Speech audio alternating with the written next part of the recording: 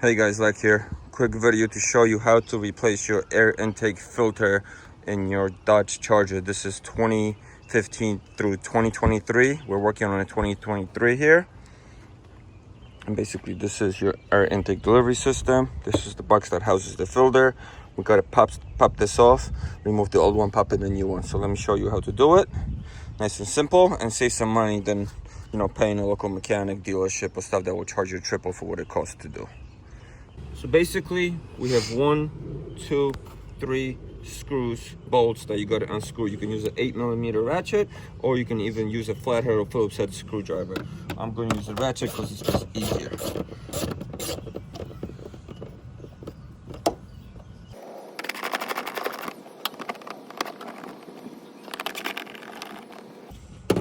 Over here, you have tabs that click in, so you don't have to remove anything there. And all you do is lifting this upwards now.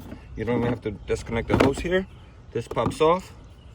All you got to do is get an aftermarket filter, get a K&N, will last your lifetime, or just a standard replacement that will probably cost you 10-20 bucks. This one's still not bad, so technically I'm not replacing it, right?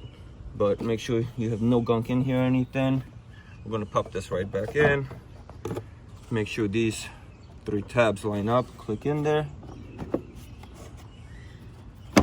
and then just pop the bolts back in and you are done. That's literally takes you guys 2 minutes to do and saves you a lot of money.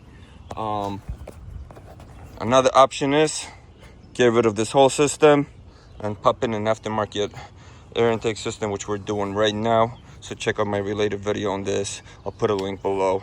How to upgrade your car, get a little more power, and make it sound a little meaner. But that's really it. Hope this is helpful. Thank you guys. Have a great day.